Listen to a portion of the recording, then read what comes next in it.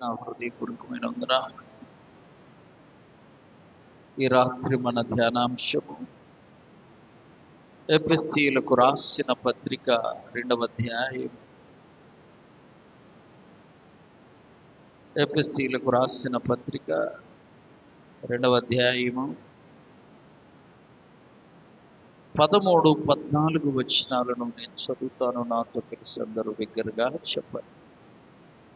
అయినను మునుపు దూరస్తులైన మీరు ఇప్పుడు క్రీస్తు యేసునందు క్రీస్తు రక్తము వలన సమీపస్థులయ్యున్న ఆయన మన సమాధానమయ్యుండి మీకును మాకును ఉండిన ద్వేషమును అనగా విధిరూపకమైన ఆజ్ఞలు గల ధర్మశాస్త్రమును తన శరీరమందు కొట్టివేయుట చేత మధ్య గోడను పడగొట్టి మన ఉభయులను ఏకము చేసెను. మరొక మారు చదువుకుందాం. అయినను మునుపు దూరస్తులైన మీరు ఇప్పుడు క్రీస్తు యేసునందు క్రీస్తు రక్తము వలన సమీపస్థులయ్యున్న. ప్రియులరా, జాగ్రత్తగా వాక్యాన్ని ధ్యానం చేసుకుందాం. ఈ వాక్యము ద్వారా దేవుడు మనందరితో మాట్లాడునుగాక. అపోస్తులైన పౌలు గారు గొప్ప సత్యాన్ని మనకు తెలియజేస్తూ ఉన్నారు. ప్రప్రథమంగా మానవుణ్ణి సృజించినప్పుడు దేవుడు ఆ మానవుడు దేవునికి సమీపస్థునిగానే ఉన్నారు. ఆదాము అవ్వ దేవునితో ఎలా ఉన్నారు? సమీపస్థులుగా ఉన్నారు. ఎందుకంటే వారిలో పాపము లేదు. ఎంత సమీపం అంటే ప్రతి దినము దేవుడు వచ్చి సాయంకాలం ఆదామా అవ్వ అని పిలిచి ఇద్దరితో చక్కగా మాట్లాడి వెళ్ళేవాడు. అయితే దేవుని యొక్క ఆజ్ఞను మీరుట ద్వారా వారు దేవునికి దూరస్తులైపోయారు. ఆజ్ఞాతిక్రమమే పాపము, పాపం వలన వచ్చు జీతము. కాబట్టి దేవుడు వద్దు అన్న పండు తిని దేవుని ఆజ్ఞను అతిక్రమించి వాళ్ళు పాపములో పడిన వెంటనే దేవుని ఎదుటికి రాలేక చెట్టు చాటున దాక్కుంటు అంటే దేవునికి దూరస్తులైపోయారు. ఆ క్రమంలో అలాగే ప్రతి మానవుడు దేవునికి దూరస్తుడై పుట్టుకతోనే పాపిగా పుట్టడము ప్రారంభమైనది. చూడండి, రోమీయులకు రాసిన పత్రిక 3వ అధ్యాయము 23వ వచనం. ఏ భేదమును లేదు, అందరూ పాపం చేసి దేవుడు అనుగ్రహించే మహిమను పొందలేకపోతున్నారు. ఏ భేదము లేదు, అందరూ పాపులైపోయారు ఈ లోకంలో. అంటే దాని అర్థము దేవునికి దూరస్తులయ్యారు. దేవునికి ఎవరు లేరు, అందరదే క్రమం. చూడండి, సామెతల గ్రంథం 15వ అధ్యాయము 29వ వచనము ప్రకారము, సామెతలు 15:29, భక్తిహీనులకు దేవుడు ఎలా ఉంటాడంట? దూరంగా ఉంటాడు. ఇప్పుడు చెప్పండి, భక్తి పరులకు చెప్పాలి ఎలా ఉంటాడు? అందుకని ఈ రాత్రి మన అంశం ఏంటో తెలుసా? దేవుని దగ్గర 2 గుంపులున్నా, ఆ గుంపులో నువ్వు ఏ గుంపులో ఉంటావు? మొదటి గుంపు దేవునికి దగ్గరవారు, రెండో గుంపు దేవునికి దూరముగా ఉంటారు. నువ్వు ఈ రెండు గుంపుల్లో ఏ గుంపులో ఉంటావు? ఇప్పుడే చదువుకున్నాం. భక్తిహీనులకు దేవుడు ఎలా ఉంటాడు? దూరముగా ఉంటాడు. భక్తి పరులకు దేవుడు దగ్గరగా. ఎక్కడికి వెళ్ళిన ఈ రెండు గుంపులు ఉంటాయి. ఒకటి భక్తి పరులు, రెండవది భక్తిహీనులు, భక్తి లేనివారు. భక్తి పరులైతే దేవునికి దగ్గరగా ఉంటారు, భక్తిహీనుడు అయితే దేవునికి దూరం. వాక్యం చూడండి ఎంత చక్కగా. కీర్తనల గ్రంథం 119వ కీర్తన 29వ చరణం. 119, 29. కపటపు నడత నాకు దూరము చేయుము, నీ ఉపదేశమును నాకు దయచేయి. యెషయా గ్రంథం 53వ అధ్యాయము 6వ వచనం. యెషయా గ్రంథం 53:6. మనమందరము గొర్రెల వలె త్రోవ తప్పిపోతిని, మనలో ప్రతి వాడును తనకిష్టమైన త్రోవను తొలగిపోయారు. అందరూ గొర్రెల వలె ఏమయ్యారు? త్రోవ తప్పిపోయారు. ప్రతివాడు తనకిష్టమైన దారిలో త్రోవలు వెళ్ళిపోతూ ఉన్నారు. చూడండి, యెషయా గ్రంథం 5వ అధ్యాయం 26వ వచనం. యెషయా గ్రంథము 5:26. ఆయన దూరముగానున్న జనములను పిలుచుటకు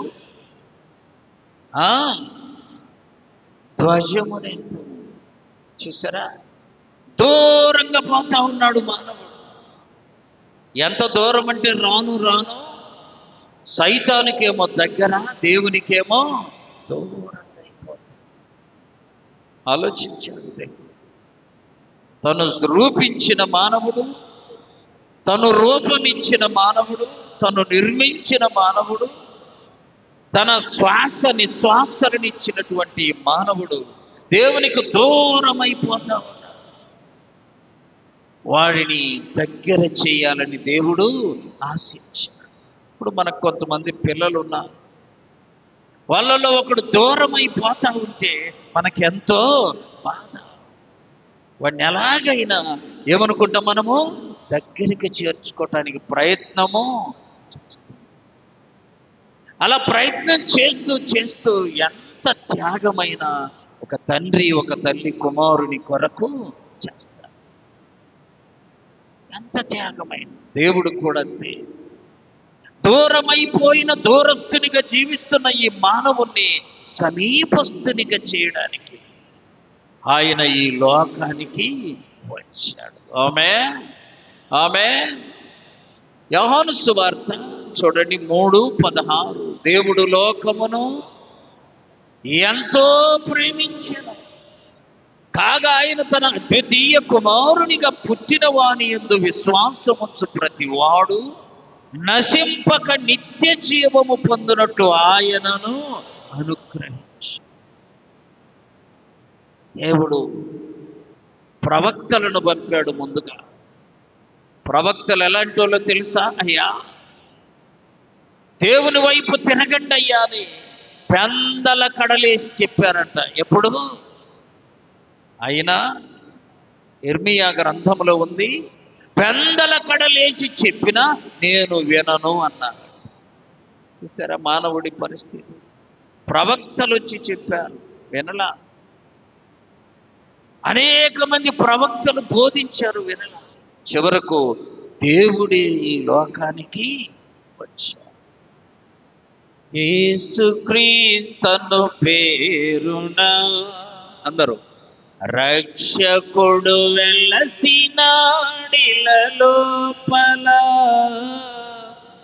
దోషకారి జనులతో ఎంతో శుభాషలను పలికినాడు, ఎంతో శుభాషలను పలికినాడు.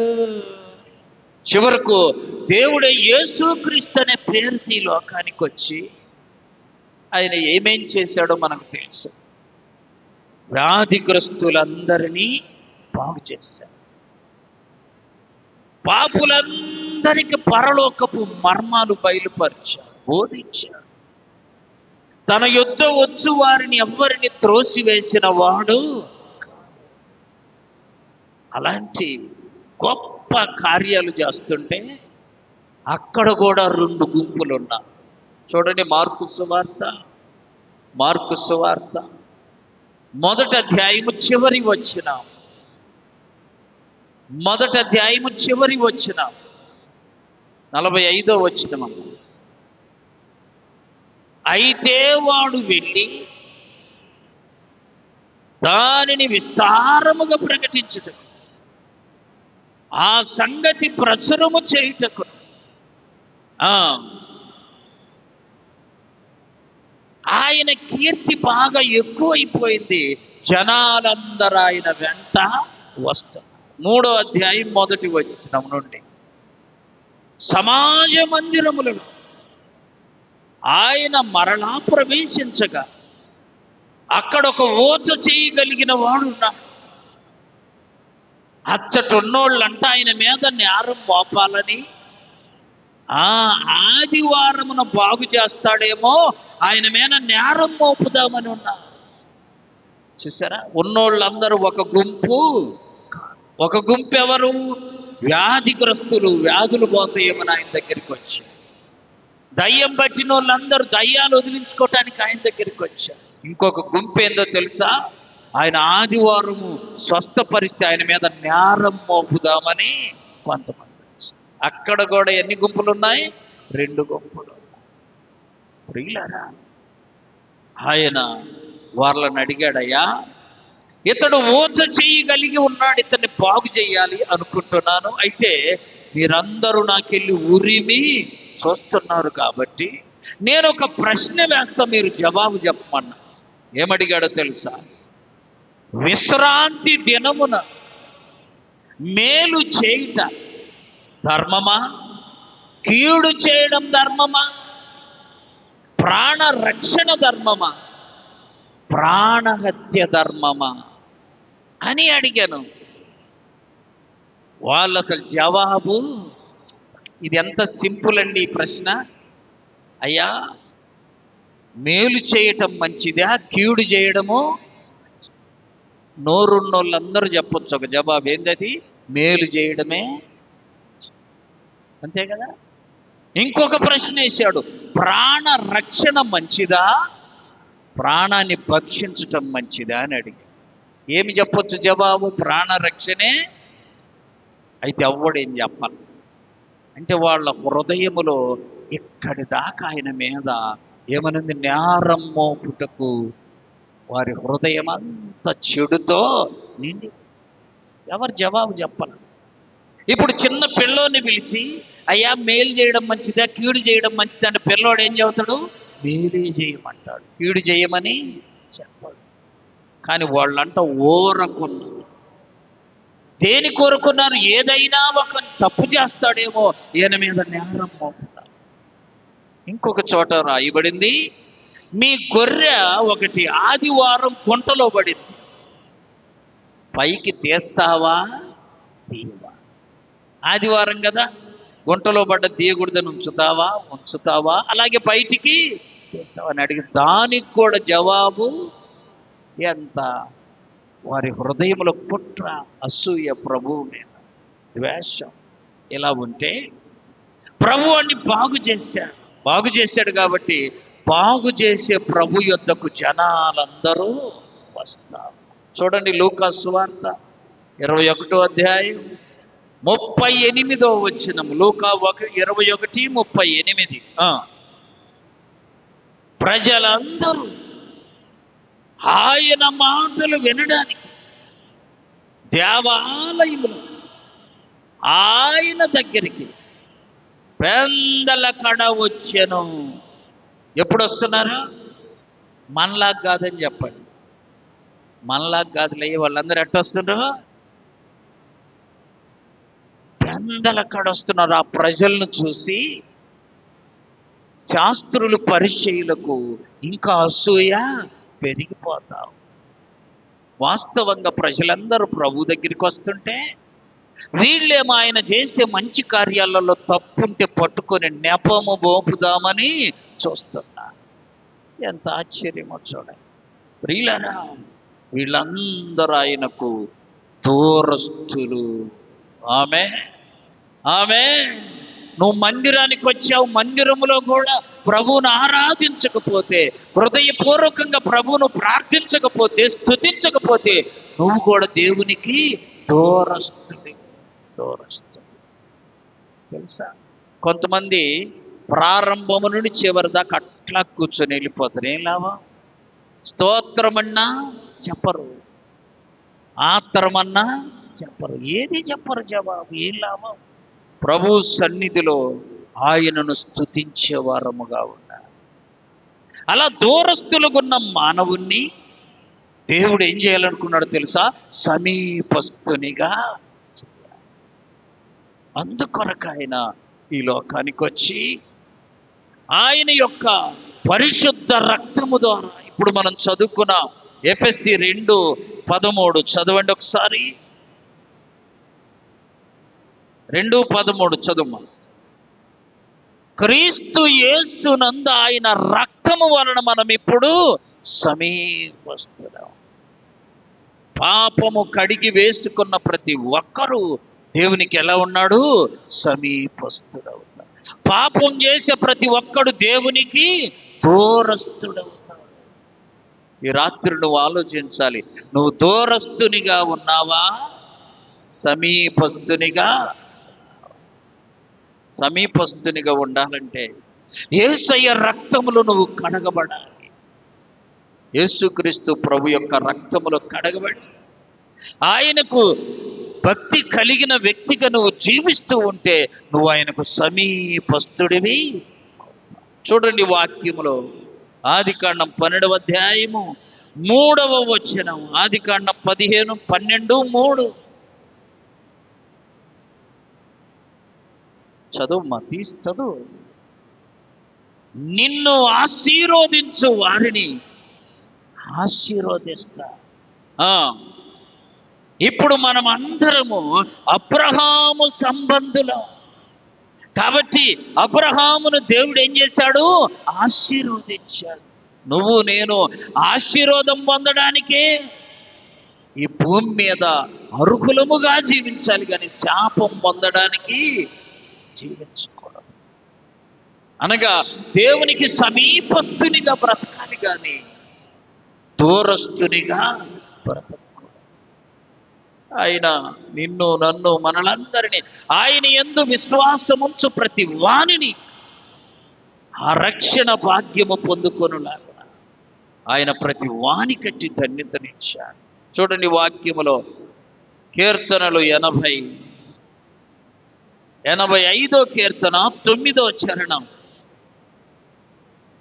85వ కీర్తన 9వ చరణం. మన దేవుడు మన దేశములో, సౌండ్ తగ్గించమా, గిస్సని వస్తుంది. మన దేశములో మహిమ నివసించున్నట్లు ఆయన రక్షణ ఆయనకు భయపడు వారికి ఎలా ఉంటుంది? సమీపం. ఒక ఊరిలో ఒక తల్లిదండ్రికి 2 కొడుకులట. పెద్దవాడేమో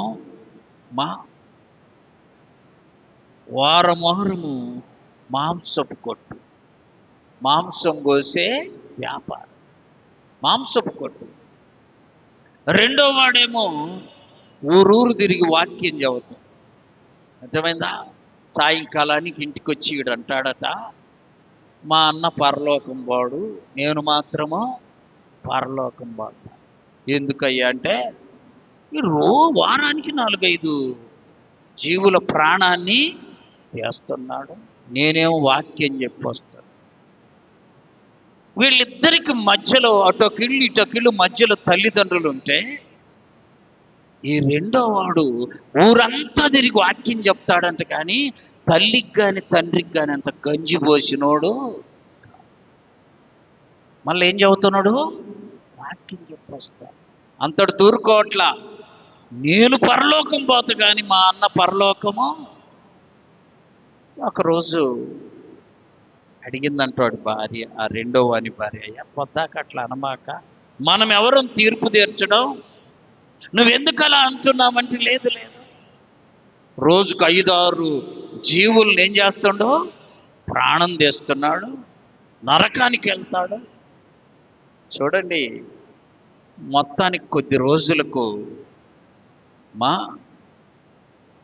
మొదటగా పెద్దవాడు చనిపోయాడు. చనిపోయేసరికి ప్రభు దగ్గర హాయిగా పరలోకములో ఉన్నాడట. చప్పట్లు కొట్టి ప్రభువును మహిమపరచు.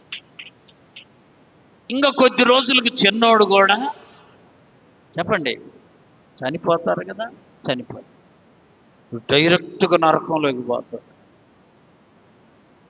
సాతాను వచ్చి లాక్కెళ్తుంది. బైబిల్లో ఉంది, సైతాను దూతలు వచ్చి వాడిని ఏం చేస్తాయి? లాక్కెళ్తాయి. దేవుని బిడ్డలని దేవదూతలు వచ్చి చేతుల మీద మోసుకెళ్తారు. నరకానికి వెళ్తా ఉంటే అటు చూస్తే పరదైస్ ఉంటుంది, నరకం ఉంటుంది, పాతాళం ఉంటుంది. ఈ పరదైసులోనూ అన్న కనపడ్డాడు, మనోడేమో పాతాళానికి. దేవదూతను పిలిచి, ఇది బాగలేదు, నేను పొద్దస్తమానం వాక్యం చెప్పొస్తే ఊర్లన్నీ తిరిగి నేను ఇటు పోవడం ఏంది, మా అన్న. అప్పుడు చెప్పాడట, అయ్యా తల్లిదండ్రులను సన్మానింపమన్న ఆజ్ఞ మీ అన్న పాటించాడు. ఆమె ఎప్పుడు పాటించాడు, ఎలా పాటించాడు అని అడిగితే, ఆదివారం మాంసం కొట్టు కదా, మాంసం అమ్మి ఇంటికి వస్తూ కొంత మాంసం తెచ్చుకొని వండి వాళ్ళు తిని అందులో కొంత తల్లిదండ్రులకు పెట్టేవాడు. తల్లిదండ్రులకు పెట్టేవాడు. నువ్వే రోజన్నా మాంసం కూర మీ అమ్మా నాన్నకు పెట్టినవంటే, ఆ రోజు కుదిరేది కాదయ్యా మాకు, మిగతా రోజులన్నా వీలైద్ది కానీ పెట్టడానికి, ఆదివారం మాత్రం మాకు వీలయ్యేది. అందుకే అతను పరలోకం వెళ్ళగలిగాడు, నువ్వు పాతాళానికి వెళ్ళారా. దేవుని యొక్క ఆజ్ఞలను అనుసరించిన వారికి దేవుని రాజ్యములో స్థానం ఉంటుంది. ఆమె చూడండి, ఇక్కడ అబ్రహాము సంతానముగా అందరూ జన్మించిన ఆయన ఆజ్ఞలు నెరవేర్చలేక చాలా మంది ఆయనకు దూరస్తులుగా బ్రతుకుతున్నారు. చూడండి, వాక్యములో మనం గమనిస్తే యెషయా గ్రంథము 9వ అధ్యాయము 6వ వచనము, ఏలయనగా మనకు కుమారుడు అనుగ్రహించబడెను, ఆయన భుజం మీద రాజ్యభారముండును. చూసారా, అందరికీ కుమారుడు ఆయన. ఆయన యందు విశ్వాసముంచు వారందరికీ ఆయన ఎవరు? మనం కూడా ఆయనకు కుమారులమవుతాం. యోహాను సువార్త చదవండి, 1వ అధ్యాయము. యోహాను సువార్త 1వ అధ్యాయము 12వ వచనం, తన్ను ఎందరూ అంగీకరించిరో వారికందరికీ, అనగా తన నామమందు విశ్వాసముంచు వారికి అందరికి ఆయన పిల్లలయ్యే అధికారము దేవుడు ఇచ్చాడు. అధికారము అది కొంతమంది కని లేదండి. ఆయన యందు విశ్వాసముంచు ప్రతి వానికి ఆయన పిల్లలయ్యే అధికారం ఇచ్చాడు. ఆ అధికారాన్ని నువ్వు నేను స్వతంత్రించుకోవచ్చు. ఎలా? ఆయన యందు భయభక్తులు కలిగి ఉండడం. చాలా మందికి తెలియదు ఈ మర్మం. తల్లిదండ్రులను సన్మానించకపోతే నువ్వు ఈ భూమి మీద దీర్ఘాయుష్మంతుడివి కాలేవలేదు. కాలేవడం. ఎంతసేపు బైబిలు, ప్రార్థన, వాక్యము ఇవే చూశాడు కానీ తనకు జన్మనిచ్చిన తల్లిదండ్రులను ఏనాడైనా పోషించిన వాడు. జాగ్రత్త. 10 ఆజ్ఞలలో వాగ్దానముతో కూడిన ఆజ్ఞ 4వ ఆజ్ఞ, అనగా నువ్వు అది చేస్తేనే ఇది నీకు అనుగ్రహించబడదు. మిగిలారా చదవండి ఇంకా యెషయా గ్రంథం 57వ అధ్యాయం 19వ వచనం. యెషయా 57:19.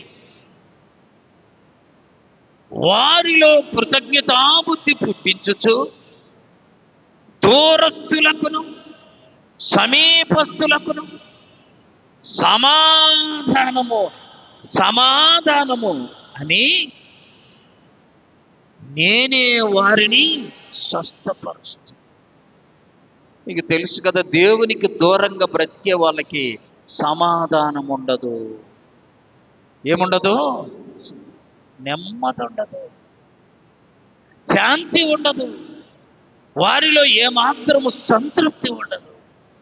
దేవుణ్ణి కలిగి జీవించే వారికి మొదట కనబడేది ఏంటో తెలుసా? సమాధానము. ఆమె ఉన్నా లేకపోయినా, ఆస్తులున్నా లేకపోయినా, ఆహారం ఉన్నా లేకపోయినా సమాధానముతో బ్రతుకుతారు దేవుణ్ణి కలిగిన వారు. దేవునికి దూరస్తులైన వారికి ఏముండదు? సమాధానం.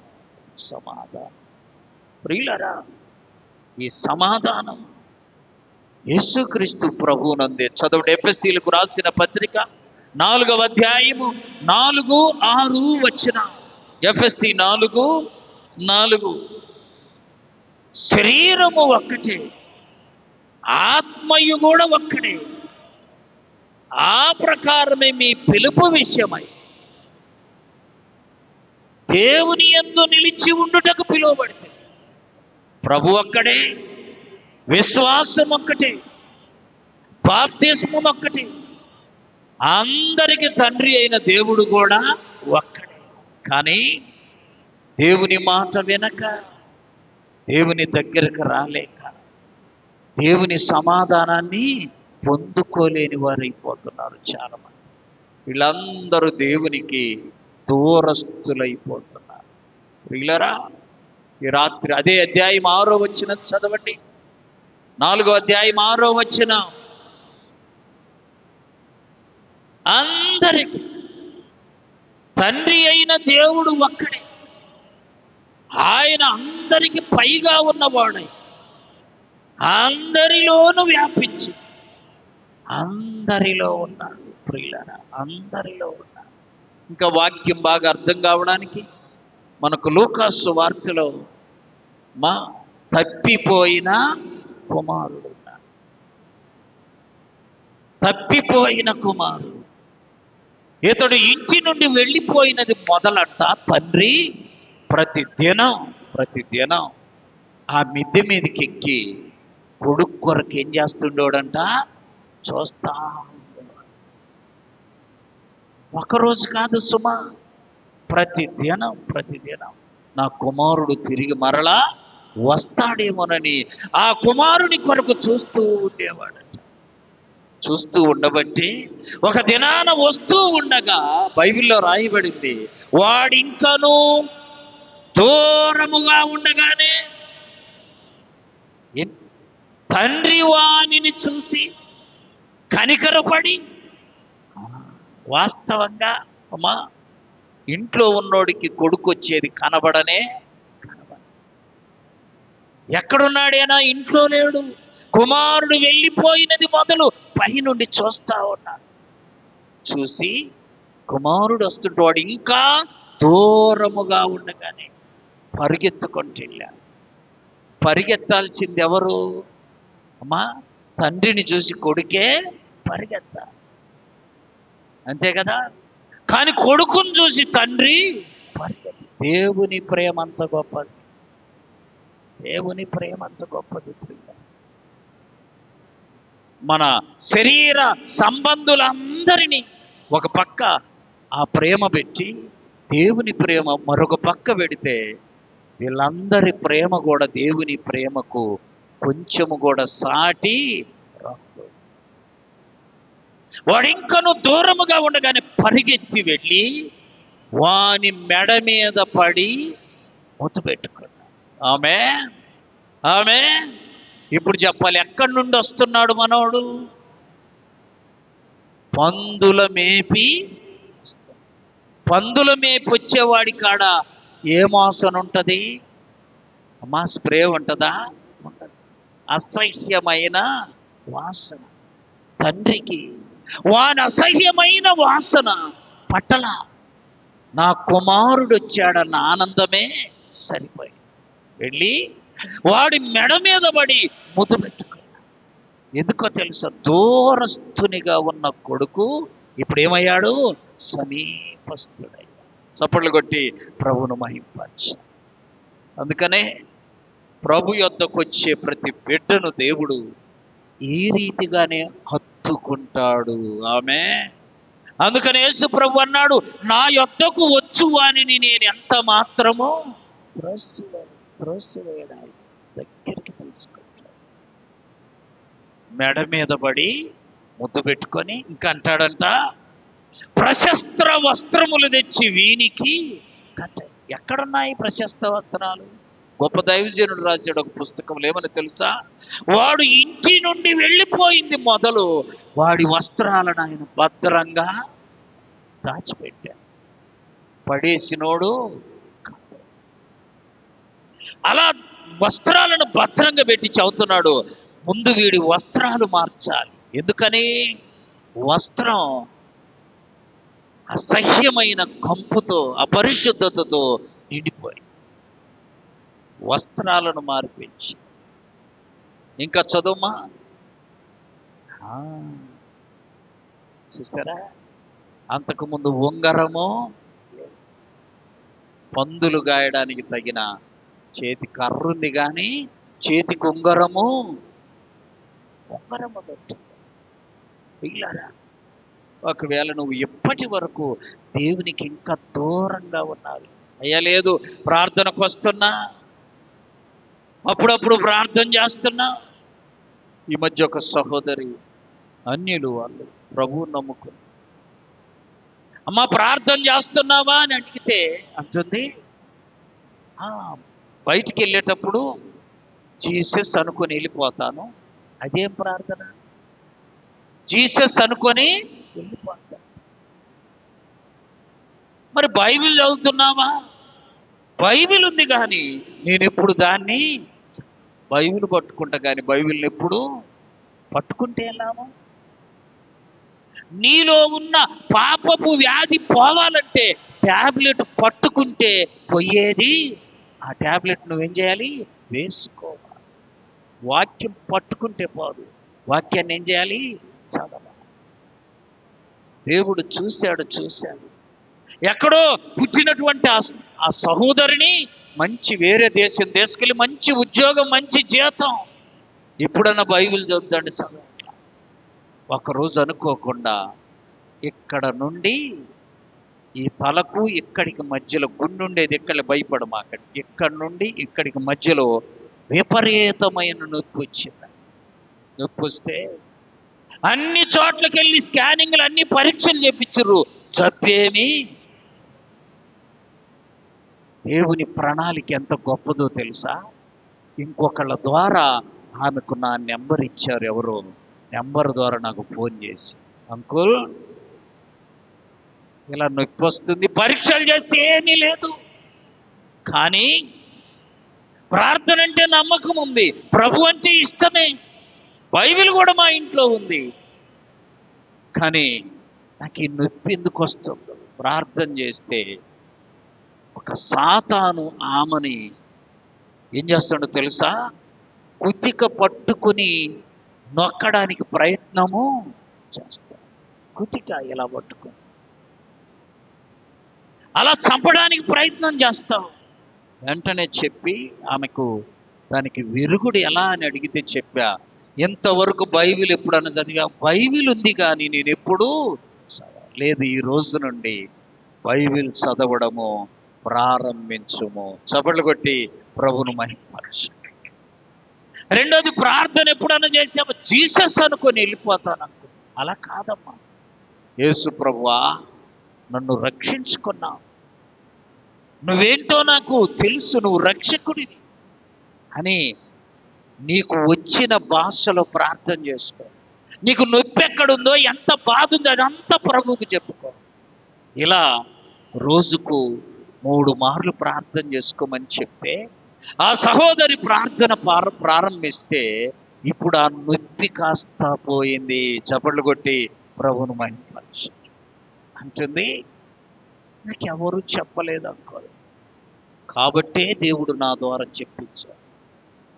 ఇప్పుడు అంటుంది, అసలు నొప్పి అంటే భయం లేని స్థితిలోకి వెళ్ళిపోయాను. అసలు నొప్పి రావట్లే, ఎప్పుడన్నా వచ్చిన ఏం పర్లా, నేను ప్రార్థన చేస్తున్నా, నేను బైబిలు చదువుతున్నా.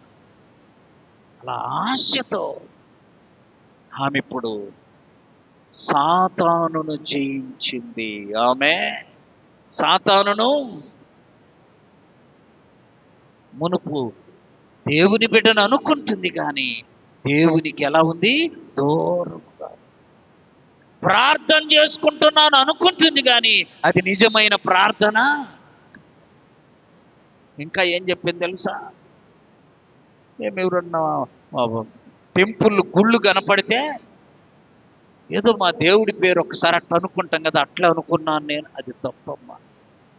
మోకరిల్లి ప్రార్థన చేసుకొని నీ బాధంతా ప్రభువుకు చెప్పుకో, అప్పుడు ప్రభువారు నీ బాధను తీసివేస్తారు.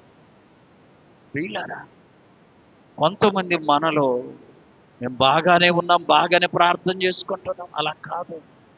దేవునికి నీవు చెప్పాలి, సమీపస్తురాలివి కావాలి, సమీపస్తుడివి కావాలి. దీనికి నేను చెప్పిన సూత్రాలు చెప్పాను. అనుదినము ముమ్మారు మోకాళ్ళుని బైబిల్ చదవ జ్ఞానము దేవుడు నీకు ఇచ్చి ఉంటే ఉదయం చదువు, మధ్యాహ్నం చదువు, సాయంత్రం చదువు.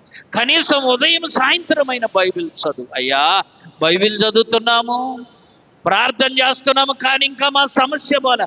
భయపడమాక, నీ ప్రార్థన ఎన్నడు దేవుడు మరిచేవాడు.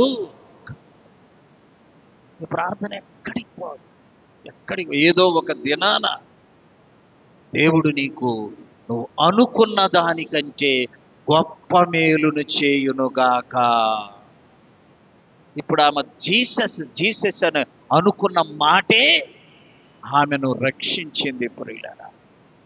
కాబట్టి నీ సమస్యల వైపు, నీకున్న కష్టాల వైపు, నీకున్న శోధనల వైపు చూసి నువ్వు దూరంగా ఉండకుండా దేవునికి ఏమవ్వాలి?